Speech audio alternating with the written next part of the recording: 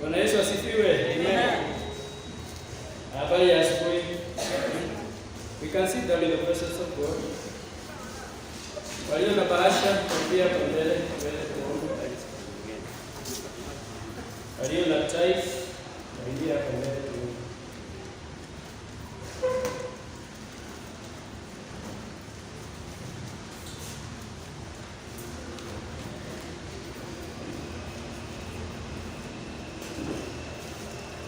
Ni wewe tu Bwana, ni wewe tu, ni wewe tu Bwana, ni wewe tu, ni wewe tu Bwana, ni wewe tu, ni wewe tu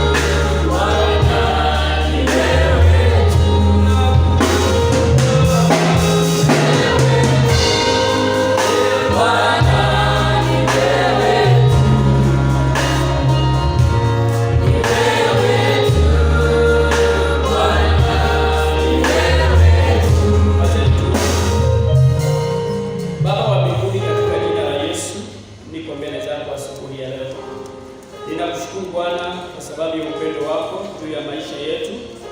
Tuna kila sababu ya kukushukuru na kukuinua Emmanuel. Tuwazitoa sifa na heshima zote asubuhi ya leo mbele zako, ukisema hakuna mwingine kando yako na hakuna mwingine kama wewe. Asante kwa sababu ya kuhifadhi roho zetu. Asante kwa sababu ya kuhifadhi maisha yetu Bwana. Tunajua kuna wengi ambao wamekufa, lakini Bwana umetuhifadhi. Na tunajua ya kwamba utaendelea kutuinua, utaendelea kutuhifadhi, maana hujamalizana na sisi Bwana. Ninashukuru kwa sababu ya wapendwa hawa ambao umepatia nafasi hii wakaweze kuingia katika nyumba yako. Ninaomba Bwana ukaweze kuwabariki, ukabariki mashamba yao, ukabariki kazi zao, ukawabariki wakiingia na hata wakitoka kulingana na neno lako Bwana. Tazama wamesimama katika madhabahu haya Bwana, wakiwa na fungu zao za 10. I pray for the blessings over their lives in the name of Jesus. Rebuke the devourers on their behalf and make them the head and never the tail. Ninatangaza asubuhi ya leo, kile shetani amekusudia kinyume na maisha yao hakitafaulu kwa jina la Yesu. They are blessed and they are favored of God. Wakati huu Bwana, tunapoenda kusikia neno lako, naomba neema, naomba kibali, ufu wako ukashuke, ukaweze kufunulia hili neno, ukaweze kulielewa kulingana na mapenzi yako. Roho ya confusion, roho ya uzito ninaifunga kwa jina la Yesu. Ninaomba na kuamini, kanisa tuseme amen. Amen. Amen.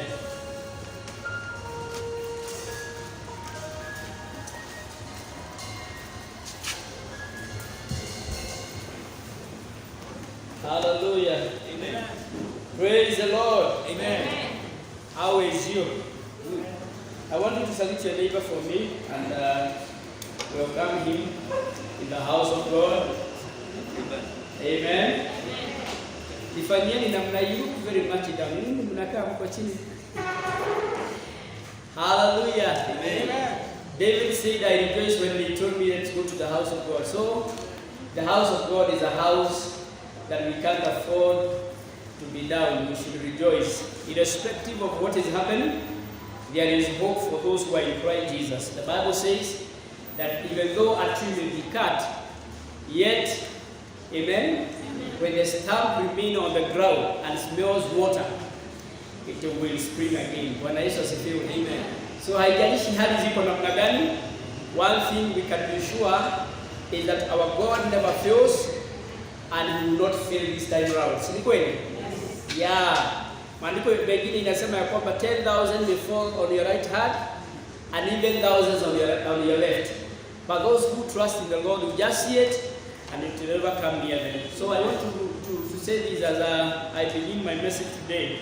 Ya kwamba Mungu ako nasi. Amen. Inajua kuna a lot of reports that are flying all over. Kuna a lot of fearing spirit that are moving all over. But I want to say that there is hope for those who are in Christ Jesus. Amen. Nilisema hivi wapendwa, kuna mtu alikuwa anatuambia ya kwamba mambo haya yamekuwa yakijirudia, magonjwa ambayo yanaitwa century diseases. Alikuwa anatuambia in the year 17 something kulikuwa na ugonjwa mwingine ambayo iliua 400 million people. So alikuwa anasema hii ni kitu kidogo sana, ni vile tu imekuja wakati wetu na tunaona ni kama it's a big deal. But these things have been recurring every century, every 100 years kunakuwa na issue. But at least hata kama wanakufa, there is those people who are remnant.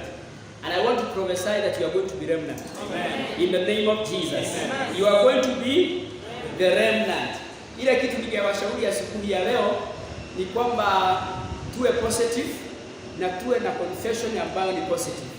Maana kuna mahali maandiko inasema ya kwamba ulimi wa mtu ni karamu. Amen. Ulimi wa mtu ni nini? Ni karamu. It is in Proverbs. Ulimi wa mtu ni karamu, nayo moyo wako nao ni kitabu. Unasikia hiyo maneno? Ulimi ni nini? Na moyo ni nini? Basi. So it depends what you are going to write on your book. Na hiyo ndio shetani anakujaga akisoma, anakuta umesema mimi hii mwaka ninaona nitaenda, so anasema basi timizia yeye kulingana na mahitaji yake. So ni vizuri sana tuanze kuandika vitu vizuri kwa nini? Kwa mioyo. Uandike mambo mazuri. Useme mimi nitaishi, sitakufa. Kuna mtu alikuwa anasema hivi ati sitasema jina yake, alisema one of our big guys in this country. Wakati alijua ya kwamba ako na corona, alizirai kaanguka chini. Sio ati kwa sababu alikuwa imemshika sana, maana wanasema iko na degrees, lakini kwa sababu ya by the just mention ya kwamba ako na corona ilimaliza kabisa. Lakini wakati alienda hospitali within some few days akarecover, na within a week and a half akatoka hospitali akaambiwa imeisha. So what is killing people is your woga. If you allow that spirit get into your heart, I am telling you, you will die. Do you know you can even die without any disease just by fearing? Wapendwa, hamjui hivyo? Haya. And this is why mnaona watu wakuji church. Atashikwa na corona. That fear alone is more than corona. It's very deadly. So if there is something to protect wapendwa, it is our heart. Protect your heart. Protect your heart so that the devil may not have a place. And make sure you write on your heart positive things. Amen. Hallelujah. Amen. So last Sunday I promised ya kwamba today I will be talking about mark of a true Christian. Mark of a true Christian. It is part 2 of our message about going back to the first love. So it is part 2 of our message, going back to the first love. And today we are going to have that subtitle or subtopic, mark of a true Christian. Mark of a true Christian. Now, in the next probably 40 minutes or 30 minutes, unajua saa yetu ya serikali ni 1 hour na tumemaliza hapa. Niko karibu kuisha. Si mnajua hivi? Na ni nyinyi mnaiba sana. Unajua mnafaa kuweka kaseti hapa? Kulingana na serikali walisema kaseti. Wepo mwibu. These are very difficult days, but we bless God. Hallelujah. So wale ambao mna program ibada, make sure you are strict on time so that we can't break zile instructions serikali imeweka. So today nimesema tunaenda kujifundisha concerning the mark of a true Christian, na ningetaka one of our pastors to read for me Romans 12:9-19. Romans 12:9-19. Romans 12:9-19. And then the other one can read for me Pastor, you can read for me there.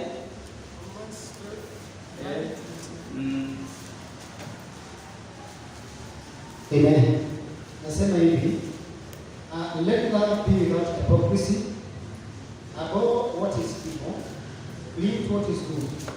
Be kindly affectionate to one another in brotherly love, in honor, giving preference to one another, not lacking in diligence, fervent in spirit, serving the Lord, rejoicing in all patient tribulation, continuing steadfastly in prayer, distributing the needs of the saints, given to hospitality. Bless those who persecute you, bless and do not curse. Rejoice with those who rejoice and weep with those who weep. Be of the same mind that toward one another. Do not set your mind on high things, but associate with the other. Do not be wise in your own opinion. Amen.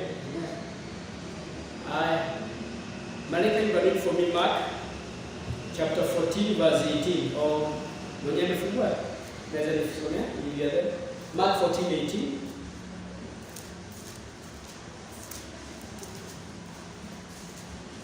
Mark 14:18.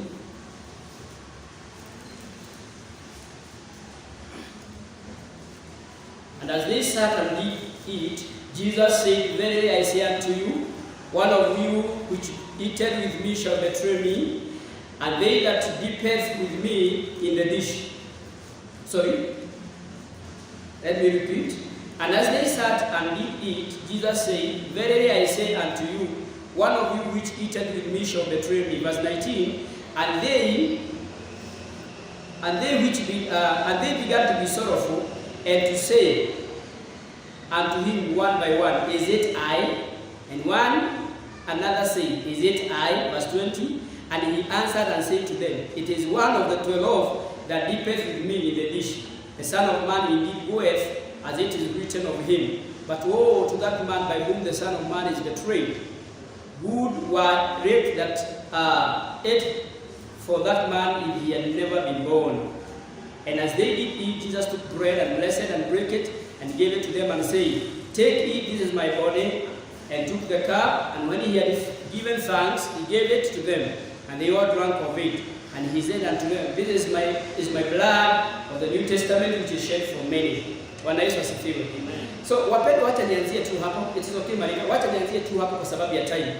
Ya kwamba leo ninataka kuongelea hiyo topic ya mark of a true Christian. Na ninaongea mambo haya kwa sababu ni vizuri kujielewa mahali wewe uko. Ni vizuri mtu kujielewa. You know your strength, you know your level. Maana if you are true to yourself, there is a room for a change. Bwana Yesu asifiwe. Hakuna kitu kibaya kama kuwa na perception au kuwa na mawazo zaidi ya vile wewe uko. Na ndio maana maandiko inasema let nobody think above what he is. So to be true to yourself is very important. To know your level, to know who you are, to know your weakness. Na hiyo ni kitu inakuanga muhimu sana. Ukijua madhaifu yako inakusaidia hata kwenda mbele za Bwana Mungu, unamwambia Mungu, mimi niko na udhaifu, nisaidie. Na wakati ninaongea mambo haya, ningetaka kila mtu mmoja wetu ajipime, ujue kama hiyo eneo nitaongelea, hiyo ndio eneo unahitaji kurekebisha. Maana you realize ya kwamba we have a lot of untrue believers. Niruhusuni niseme fake. Maana hiyo ndio a good terminology. We have a lot of fake believers. Amen? Amen. Because if there is true, there is fake. Si kweli? If there is true, there is fake. Now, unfortunately, the so-called fake and the true, they are together.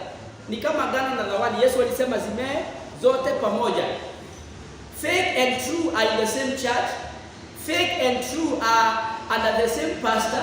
Fake and true are receiving the same messages. That is the unfortunate part of it. Lakini asubuhi ya leo wapendwa, ningetaka nikiongea mambo haya na urealize ya kwamba uko fake au kuna fakeness within your heart. Tuondoe huu ufake, ugushi. Tuambie Bwana, we want to be real. Si ni kweli? Amen. Na niseme hivi, mambo haya ya kuwa na fake people hayajaanza wakati huu. Yalianza kitambo sana, na ndio maana nimesoma mahali ambapo Yesu anakula na wanafunzi. Anakula na wanafunzi wake, na ni kama hii ilikuwa one of the last, it was the last supper. Maana alikuwa anajitayarisha kwa sababu ya kwenda msalabani. Na ikawa moyo wake ulikuwa mgumu sana. Na ikafika mahali akaambia his disciples ya kwamba mimi mahali nimefika ninasikia moyo wangu ni mgumu kwa sababu mmoja wenu anaenda kunisaliti. One of you is going to betray me. Na mahali tumesoma kila mmoja anaulizana, is it I? Amen. And I believe including Judas who was there, ambaye ndiye alikuwa betray Yesu. Nafikiria tayari alikuwa anauliza is it I? Kila mmoja alikuwa anauliza ni mimi. Ni mimi. Na in fact walikuwa wanauliza Yesu, ni mimi nitakusaliti? Yesu hakuwapatia jibu direct. Aliwaambia hivi, tunapoanza kukula, amen, mwenye mtaona nikiweka mkate, amen, na yeye pamoja kwa kikombe, mjue huyo ndiye msaliti wangu. Bwana Yesu asifiwe. Na ninaamini ya kwamba all the disciples were very attentive. They want to know who is this really that is going to dip with him in the cup. They wanted to know, ni nani huyu anaweza kusaliti Masihi? Ni nani huyu anaweza kwenda to as far as betraying our master to be killed? They could not believe katikati yao labda kuna mmoja anaweza kuwa msaliti. But according to the eye of Jesus, he knew right from the beginning the one who was to betray him. Bwana Yesu asifiwe. Amen. Na kama kanisa la Yesu la ambalo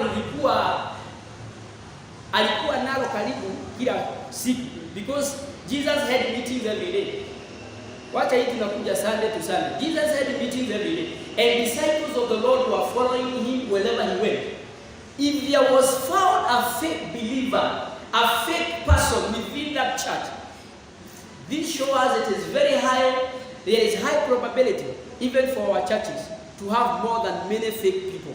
Bwana Yesu asifiwe. Na leo haya ndio mambo nataka nifundishe, tujue. Na sifundishe hapa haya kwa sababu kuna mtu nataka kufunua. Amen. Ati pastor anahubiri kwa sababu kuna mtu anataka. Ninahubiri haya ndio tuweke mioyo yetu wazi, tujue ni sehemu gani tunahitaji kurekebisha. Wale ambao mmeshawahi fanya farming, unajua ukienda kwa shamba, the first thing unawekanga moto. And all these things you are doing it so that you can have easy time and you can be safe when it comes to digging up.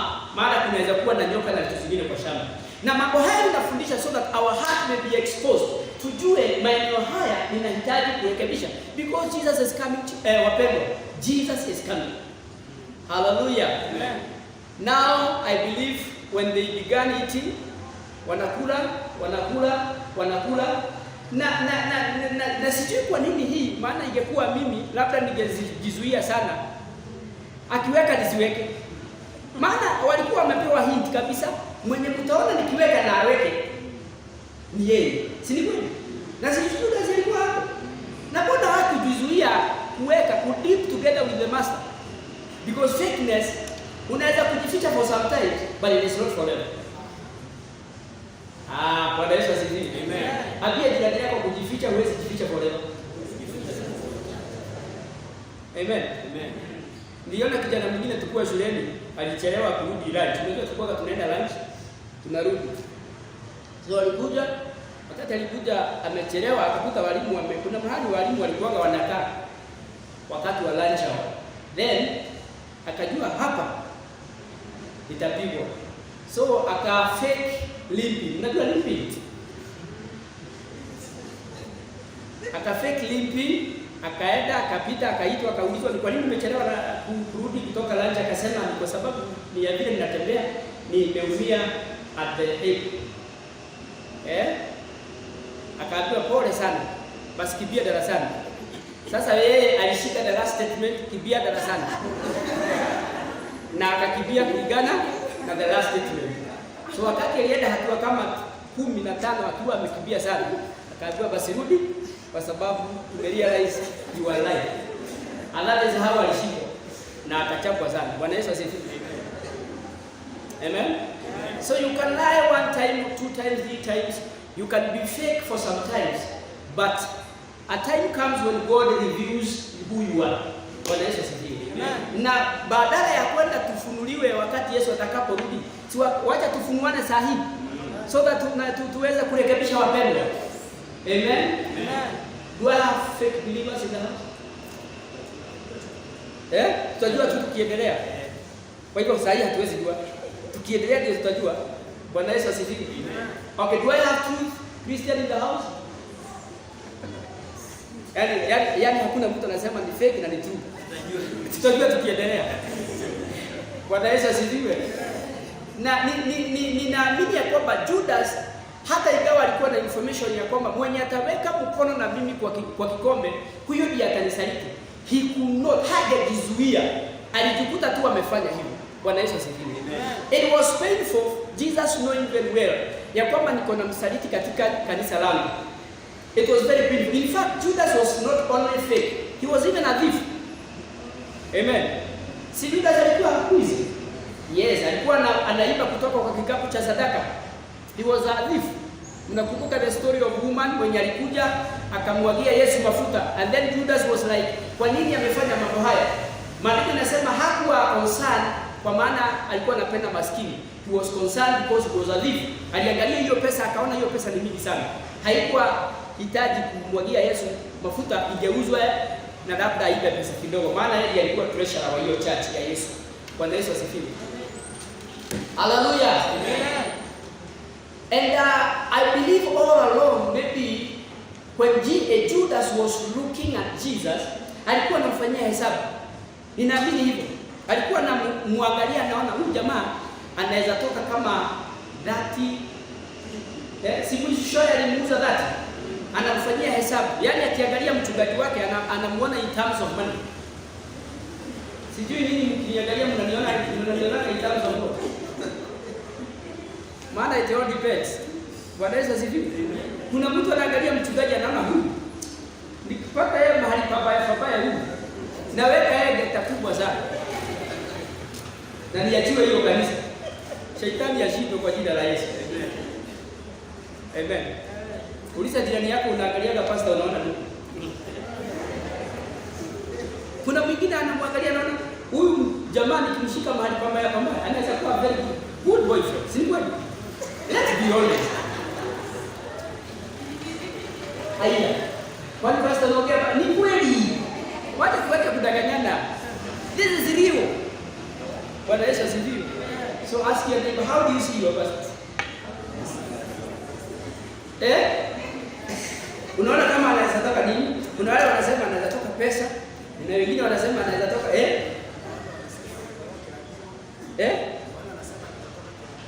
kiradhimo. Yes, because again, kuna wale wanasema anaweza toka baraka. And all these things are in the church, and they are in the people of God in the church. But how can we be true? And how can we know that we have fakeness? Unaweza kuniambia pastor, unaniwekelea mimi sikuwagi fake. Ukitaka kujua wewe ni fake, angalia hata zile vitu uko nazo. Angalia simu kwanza. Bwana Yesu asifiwe. Inueni simu juu.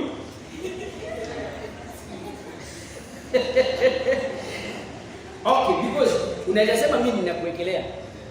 Si basi uangalie zile vitu uko nazo ujue kuna ka fake ndani. Maana kama simu ungeenda ukanunua fake. Na ungeenda ukaambiwa hii ndio sawa, hii ni fake. Yaani hii wanasemaga ni ya China, lakini kumaanisha ni ya China inamaanisha ni fake. Kama ulienda ukachukua hiyo fake, hiyo inamaanisha kuna fakeness ndani yako. But it is amazing how people want, they don't want fake things. They don't want a fake pastor, yet they are fake. How, there is no way unaweza sema sasa fake pastor na wewe ni fake. Bwana Yesu asifiwe. Na kwa hivyo kama kuna mahali ninagusa moyo wako, tafadhali rekebisha. Do you know kuna watu hawezi kununua vitu original? Kuna mtu hawezi kununua kitu original. Anasema na vitu original ni nini? Itafanya kama tu hiyo fake. Fake vitu inaweza fanya tu kama hiyo fake. Wacha nikwambie. Haiwezi fanya kama vile. At least there is a place of weakness in that which is fake. Bwana Yesu asifiwe. Kuna mtu alikuwa anauliza, ni kwa nini watu wengine wanaendaga some organization unakuta they are in a church ambayo kabisa mchungaji wao ni fake. Hata huhitaji roho uangalie ujue ni fake. Zile vitu wanafanya anakaa fake kabisa. Akawa anauliza, ni kwa nini unakuta washirika bado wanarudi kwa hiyo church? Na wanarudi na wanakuwa fake na wanarudi. Wanakunywa mafuta ya taa na wanarudi. Amen. Wanadanganywa na wanarudi.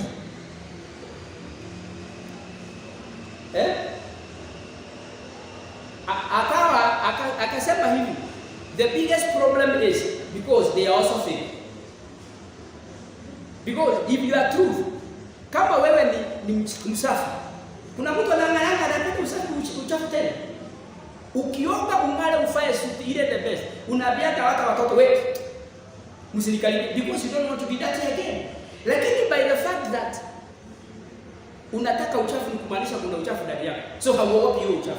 So kama unapenda vitu fake, is a sign ya kwamba wewe kuna fakeness ndani yako. Bwana Yesu asifiwe. Ifanyeni namna hii. Bado mko fake au mko sawa? Bado sijakamata nini? Wacha niendelee kidogo. Hallelujah. So simu yako iko sawa? Ni original. Wale wako na simu original iko mkono? Kwani mnadanganya kanisani wapendwa?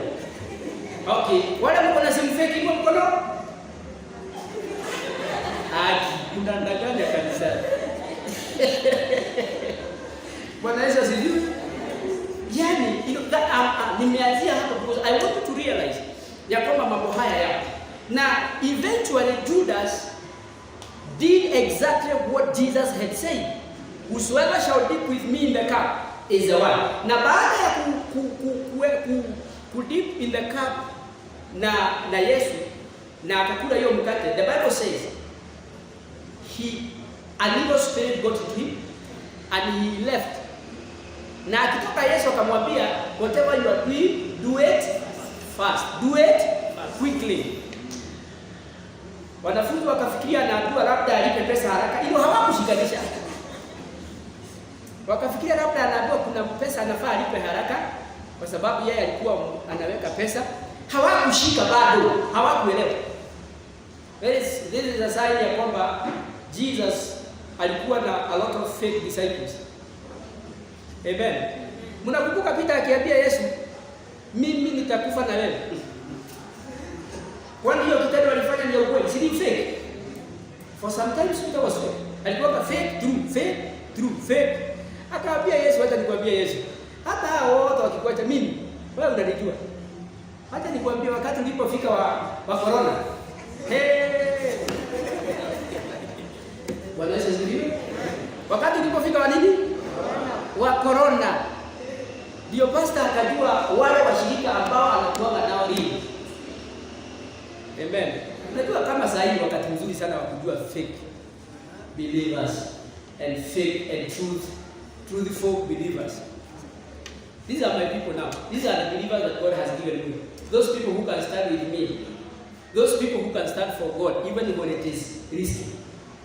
The Bible says Petero alikana Yesu. Na ukisikia mtu anakana mwingine 3 times. Alimkana 3 times. Unajua mkana mara moja tungesema labda ni mdomo iliteresa. Maana mdomo sina iliteresa. Unajikuta umeita mtu. Mimi sijasema kuna nini mnamalizia. Nyinyi mnamalizia. Sababu mioyo yenu inaonekana kuna hiyo. Kama ingekuwa mara moja akisema ni mdomo iliteresa, lakini mara ya pili inateresa mara ya pili na inateresa mara ya tatu. Hakuna. Hiyo ni kuonyesha kabisa whatever Peter did, he was determined to lie because he was fearful of his life. But this is a sign of being fake. When Peter was converted and he became true, akawa mtu kweli kulingana na imani, we see what happened to him and the many things he overcame because of faith. Bwana Yesu asifiwe. Ni wangapi hapa wanaweza kufa kwa sababu ya Yesu? Tafadhali tuko kanisa, msinganganye. Al-Shabaab idea hapa sahi and God forbid. Ainue mduki apiga tatu hapa ta.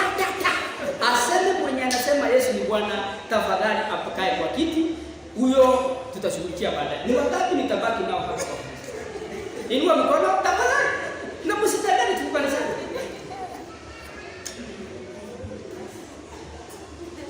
Amen. Wale wengine mtakuwa au mtasema tutatubu baadaye. Baadaye tutatubu. Acha niwaambie, following Jesus is not easy. It is hard. Amen. Even Jesus said the heart is willing but the flesh is weak. But for you to overcome the flesh, you need to be very real to God. You need to be very truthful. Bwana Yesu asifiwe. Peter denied Jesus 3 times. Anaulizwa na 3 different people. Unajua alikuwa mtu the same person. Wakisema huyu mtu ananijaribu. Lakini 3 people. Mungu anakuja anakuambia unamjua na sana. Unamjua huyu jamaa hata mimi nyinyi ndio mnaniwekelea. In fact, Peter alianza kutusi. He insulted. Akasema mbona mnaniweka maneno kwa mdomo? Ndiko ndo limo. Hiyo ni yangu nafikiria vile tu labda. Yaani sitaki kutusi. Mbona mnaniweka maneno kwa mdomo? Ninasema simjui, alafu nasema ati hata kuongea kwangu kuna nini? Yeah. Bwana Yesu asifiwe. A lot of fake friends. People who says I will never, we are together in this. We are together. Unajua, I remember tukiwa wadogo kidogo. Unajua kopa hii? Unajua kopa? Mtu akigeuka? Unakumbuka? Na hata kuna watu wako na hizo tabia mpaka wale. Wengine wamebadilisha hiyo ya kopa. Wanatumia kama mdomo. Hiyo ni ya kuonyesha. Amen. Mungu atusaidie wapendwa. Bwana Yesu asifiwe. Amen. So eventually we see Jesus he was betrayed by Judas. Na Judas betrayed Jesus by a kiss. So wale ambao huwa wanakusaliti hawakusalitiki na mambo mabaya. Nani hangependa kiss? He was betrayed by a kiss. Imagine someone who is after Jesus asked Judas, yani you mean you can betray me with a kiss? Maana angempiga gumi. That one at least in a match na betrayal. Lakini kiss na betrayal hayaandamani. Na wale hata watu hapa mmeumizwa na wengine. Those people mostly who hurt you, they are very close, they betray you with a kiss. So ni vizuri wapendwa kujua the kind of friends you keep in your life. Ni vizuri kujua the kind of husband you have. Ni vizuri kujua the kind of a pastor you have. Ni vizuri kujua the kind of people that so claim they are true, whether they are true. Bwana Yesu asifiwe. Amen. Hallelujah. Amen. So do I have fake Christian in the house? Are they there? Ni wale hawakuja, sivyo? Ni wale hawako. Wale wako kwa church saa hii, wale wako very truthful. So mahali tumesomewa Romans 12 verse 9 to 19. Pastor amesema hivi, let love be without dissimulation or without hypocrisy. Amen. This is one of the letters of Paul alikuwa anaandikia churches na nafikiria pia Paul alikuwa amepitia mambo haya na akaona kuna lot of fakeness, na labda ndio maana akaandika hii. Akaona kuna sehemu zingine anaenda anapokelewa, but the same people who are welcoming him, they are not out there for good. Wanamubetray, wanamuitania. Si ni kweli? Yeah, so it's not one time. Even Jesus, wakati watu walikuwa wanakuja wanasikiza injili, walikuwa wengine wanasikiza wamshike kwa maneno. Hata kuna wakati walimletea dinari, actually walimuuliza, is it good to tax? You remember the story? Wakamuuliza ni vizuri kutoa ushuru. Na Yesu wakati aliwasikiza alijua hapa hii ni mtego. Akawaambia kwa nini mnataka kunitega? Akawaitisha a coin, and then akawauliza hii coin, the inscription on the coin ni ya nani? Akasema basi Kaisari apewe na Mungu apewe haki yake. Na akawaambia you guys you are hypocrite. So wapendwa, one of the sign or one of the mark of a fake believer, one of the mark sign of a fake believer or a fake Christian is this. Na wapendwa, nimeanza kufundisha, tafadhali usigojea ati nikiendelea, nimeanza tayari. Maana time yetu iko karibu kuisha. Tunafaa kumaliza within 1 hour. One of the mark of a fake believer is this. Fake believer, they have true believer, wacha tuangalie true. Wacha tusiangalie fake. Maana tulisema tunaangalia mark of a true believer, si kweli? One of the mark of a true believer, they have genuine love for God and people. They have a genuine love for God and people. They have genuine love for God and people. They have genuine love for God and people. Bwana Yesu asifiwe. Amen. They have genuine love. When I mean genuine, namaanisha upendo yao haina unafiki, because love unaweza kuwa na upendo ambayo iko attached na many things, iko attached na many things. Wakati tunalisha kondoo au dume, labda dume huwa nafikiria tunamlisha kwa sababu tunampenda, si kweli? Si ni kweli? Yeah. Lakini tunalishaga dume kwa sababu tunaipenda. Let's be honest. Huwa tunalisha dume ndio tukae nayo forever? No. Unalishanga dume na unaipatia dawa ya minyoo na unaipeleka deep sababu unataka ikae vizuri. Sio ikae vizuri ndio usemange dume yangu ni mzuri. Ni nini? Pesa au nini? Nyama yake. Dume angejua analishwa anode hivyo akubwe, angerudi kwa kichaka kama buffalo wengine. Lakini kwa sababu amedanganywa, analishwa ananona. Labda akitembea kwa barabara anaambia wengine mnaonaje? He is showing off. Na hajui hizo ni nyama za mwenyewe. Many people have fake love. So, genuine or mark of a true believer is they have genuine love for people and for God and people. They have genuine love for God and people. Matthew 15:8. There is a very interesting story. That is Luke.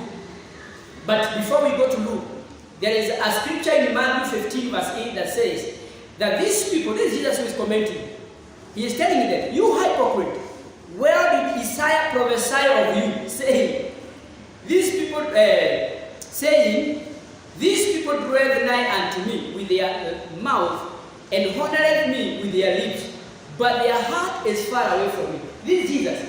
Anasema ya kwamba Isaia alitoa unabii kuhusu watu hawa. Ni watu gani hawa? Ni watu hawa wako na hii tabia ya kwamba wale watu wana tabia ya kusongea kuongea Mungu na midomo. Amen. Wale watu wana tabia hii ya kumheshimu Mungu na lips. What we call lips? What we call lips? Waswahili, what we call lips? Okay. Midomo.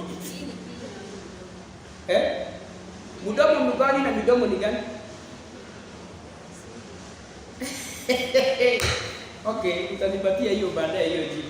But Isaiah prophesied of a certain group of people that they love God, or they honor God with their lips.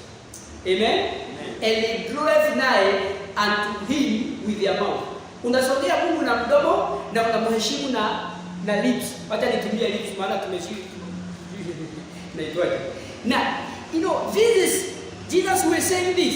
Ya kwamba Isaiah saw you guys and he prophesied about you, and he said that you have no love of the Father in you. You draw nigh unto him with your mouth. So you can draw near to God with your mouth, but your heart is speaking different. Amen? You honor him with your lips. So what does it mean? We should not honor God with our lips alone. We should honor God with our lips plus something else. Maana honor, Bwana Yesu asifiwe. Hallelujah. Amen. Honor is something that we can demonstrate. Hakuna mtu anaweza kusema I honor you pastor, I honor you man of God, and yet what you are doing is opposite. That is not a true honor. And these are the kind of people that came to Jesus also. They followed him, they praised him, they honored him with their lips, and Jesus said, "You hypocrite! Even Isaiah prophesied against you and about you." Bwana Yesu asifiwe. Amen. So one of the mark of a true believer is that those people who are genuine believers, they have a genuine love for God and true love for the people. Bwana Yesu asifiwe. Amen. Kuna hii kitu watu wanasemanga, unasikia mtu anasema mimi siwezi kula na huyo mtu meza moja. What can I say this? Why is God connecting the love of God and people at the same place? Ni kwa sababu we can't really love God for real and yet we claim we hate people. Bwana Yesu asifiwe. Amen. If we have genuine love for God, we will also have genuine love for the people. Maana love is a fruit. It is something that grows within us. You can't claim you love and yet you love God and yet you hate people. Haiyedadi hivyo. If you truly love God, mimi kuna watu wananifanyianga mambo nashindwa kuwachukia because hate is not in me. Bwana Yesu asifiwe. So one sign of or one mark of a true believer is when we have genuine love for God and people. Bwana Yesu asifiwe. Amen. Nikataka niulize hapa na usinijibu tu wewe utajua. Sahi kuna maadui wangapi? How many enemies are you in your list? Si unajua ni wangapi? Bwana Yesu asifiwe. Si unajua ni wangapi? Unajua ni wangapi basi?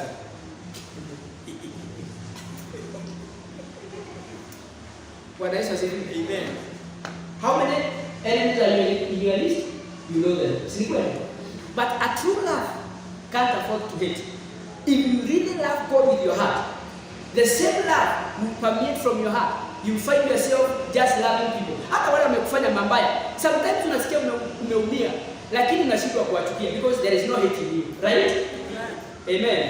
You remember the story of a man who was injured on the way to, was it to Jericho or to Jerusalem?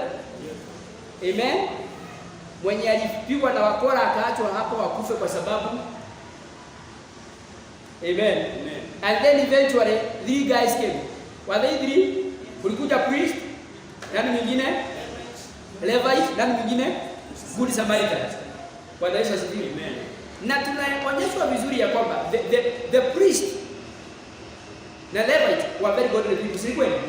Lakini mwenye alisaidia huyu mtu ni someone who even probably did not know God. They just call him Good Samaritan, right? The pastor, wacha tutumie hiyo jina kwa sababu ndio tunaelewa. Pastor akasema mimi watu kama hawa ndio wanajiakushaka chini. Ndio wakuibie. Akapitia kando. Murabii Levite itakuja kuwafundisha siku moja kwa sababu ni Levite, huwa Levite. Na yeye akasema nini? hawa sio mshirika. Mtu anataka sio kwanza, sio mshirika. Ashughulikiwe na pastor wake. Akachukua mkato na yeye. Good Samaritan ndiye alichukua huyo mtu, kamkalisha kwa punda yake, kampeleka mahali akamshughulikia until when he was home. This man had genuine love for God. Bwana Yesu asifiwe. So what does it tell us? You can be in the church yet your heart haijakuwa ya Mungu. Bwana Yesu asifiwe. Hallelujah. So number 2, we are looking at the mark of a true believer. Number 2, umeandika hiyo number 1, they have genuine love for God and people. They have genuine love for God and people. Bwana Yesu asifiwe.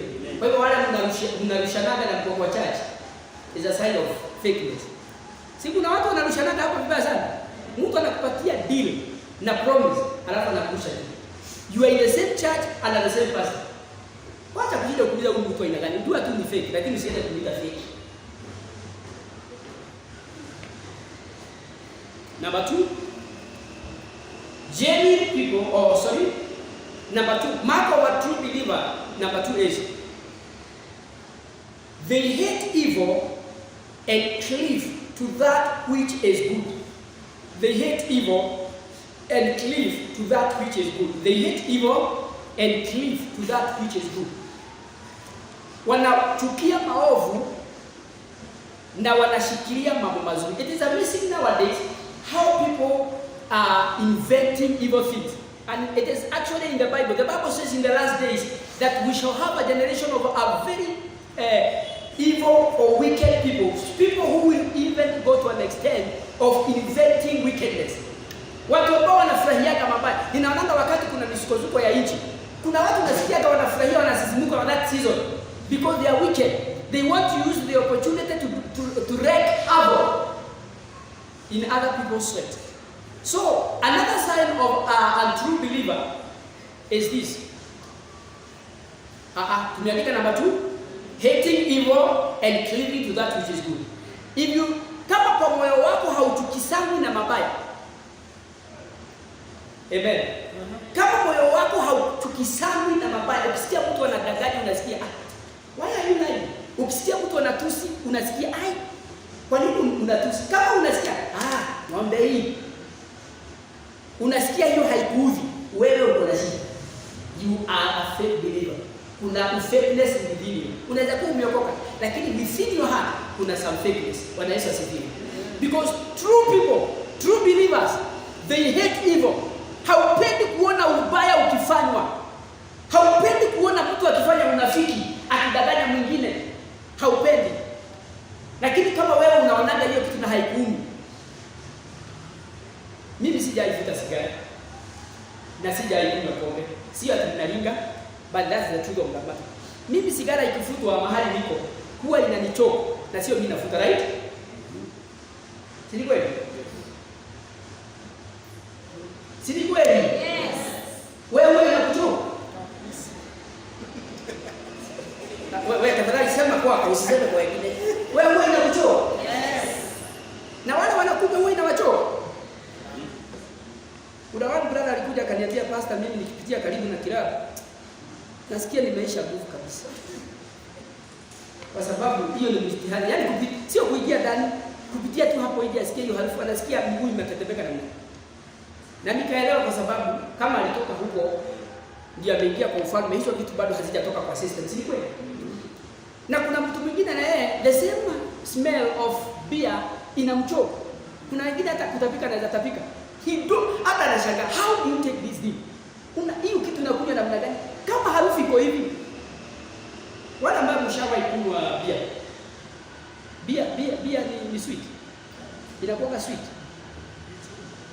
Chungu. Sio sweet.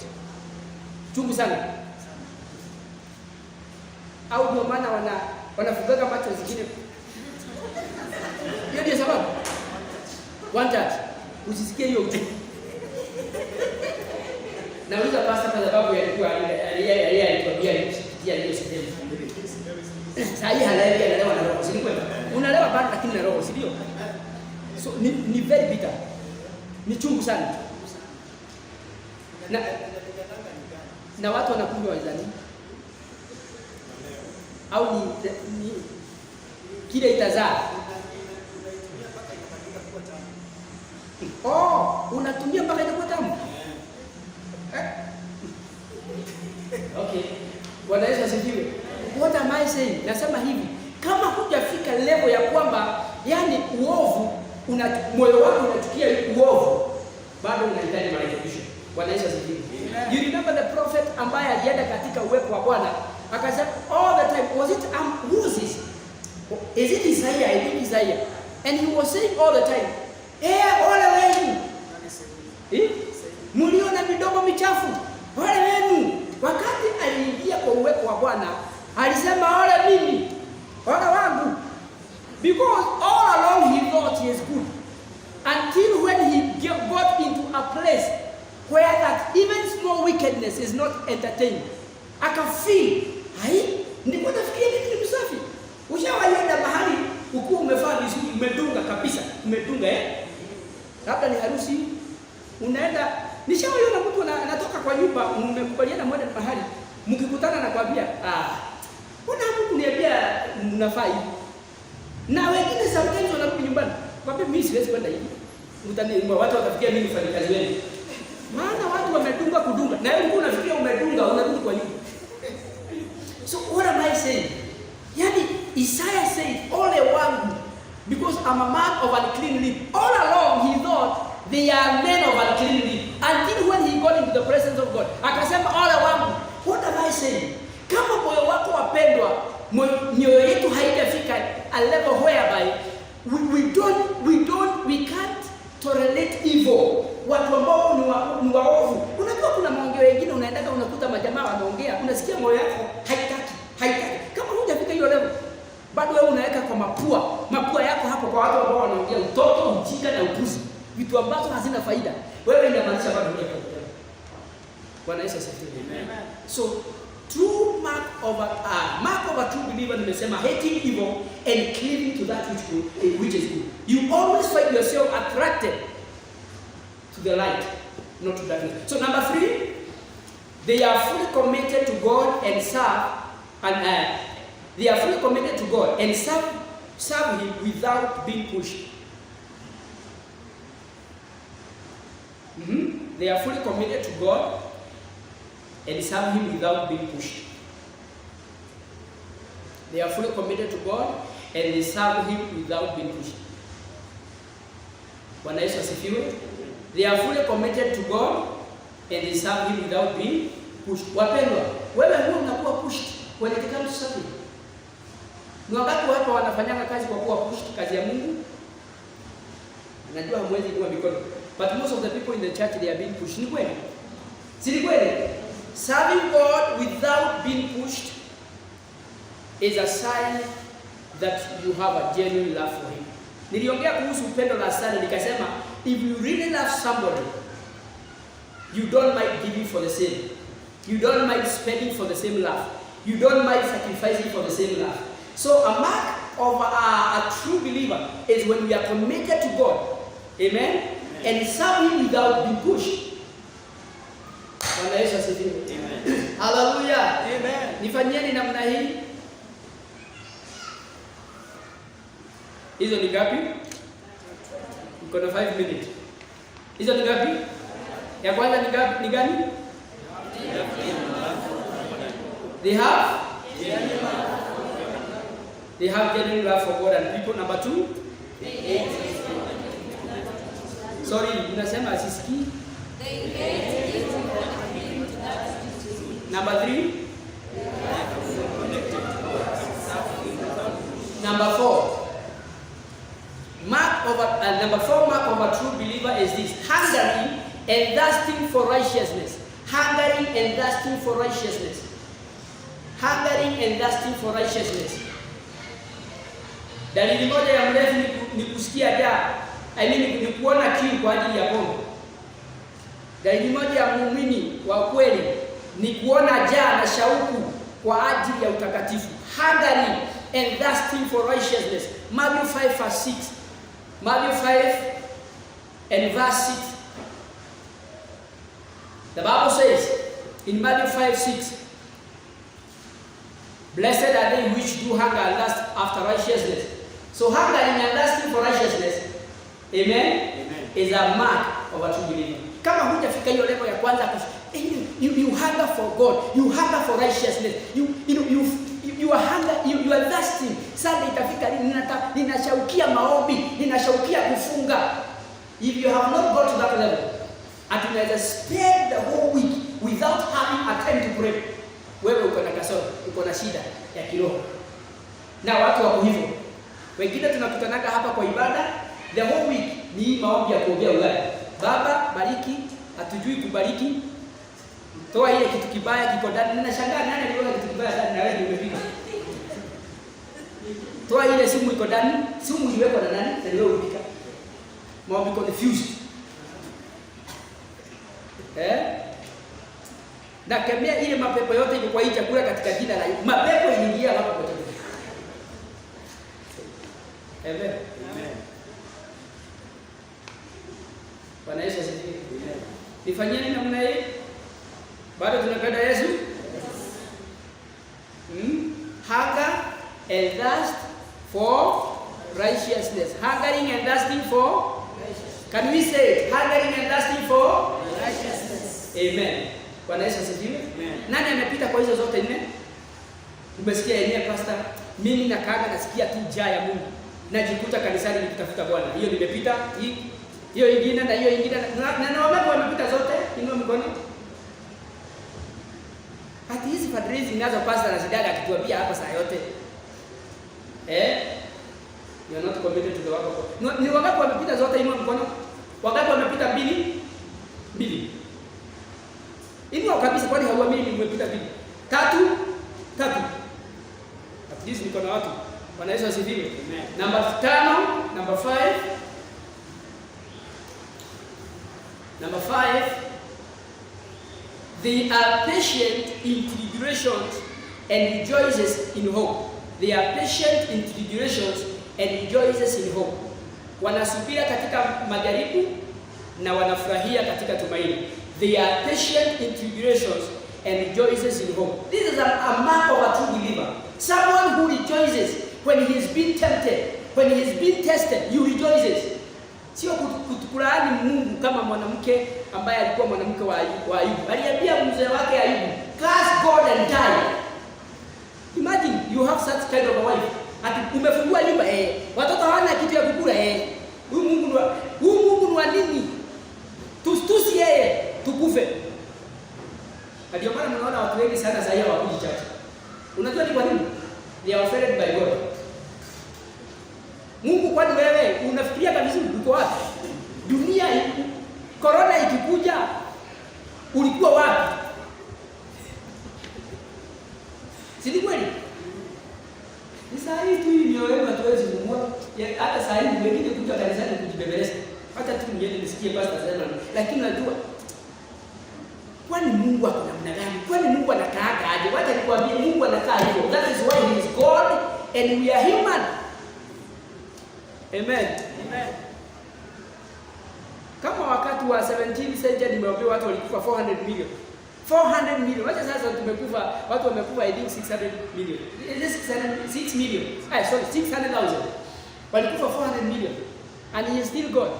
And he remains to be God. So, kama ukipitia dhihaka, mateso, masaibu, unalalamikia Mungu, hiyo ni dalili ya kwamba upendo wako ndani ya Kristo bado haujakamilika. Si ni kweli? Amen. Upendo kamili ni ule unasemanga, you rejoice in hope, you rejoice in tribulation. That is a true love. My wife was telling me kuja kwa gari. Aliona kwa ilikuwa kwa radio. Alikuwa ananiambia alisikiza kwa radio of a couple ambao wali shindwa kulipa nyumba. Walishindwa kulipa nini? Walishindwa kulipa nyumba. Na sasa wakati walishindwa kulipa nyumba, actually sio kulishindwa. Ni mwenyewe alikuja akawaambia hii nyumba alisema nataka kuuza. Anataka kuiuza. So akawaambia habari. Na mwenye nyumba akisema nataka kuuza, what do you do? Tunahama. So yeye hakuwa na uwezo wa kukomboa nyumba nyingine. So what he did, alienda akatafuta mahali kwa kichaka, yeye na familia yake. Kichaka? Sema ni kichaka. Akaambia familia yangu, akaambia wife, my sweetheart, this is our next home until when God is going to provide another place. Ndio mwenyewe niliambia hiyo story nikaangalia nikasema this is a true love. So walikaa hapo wakaweka magunia na kila kitu juu. So walikuwa anakaa hapo na familia. Mzee anaenda anaokota na plastic na huko. Akipata anaenda wanauza sisi hizo vitu wanaokotaka zinatekana wapi. Anauza anakuja anafuta papo anakula. Na maisha inaendelea. Walikuwa na watoto wangapi? Wawili. This is a true story. Bwana Yesu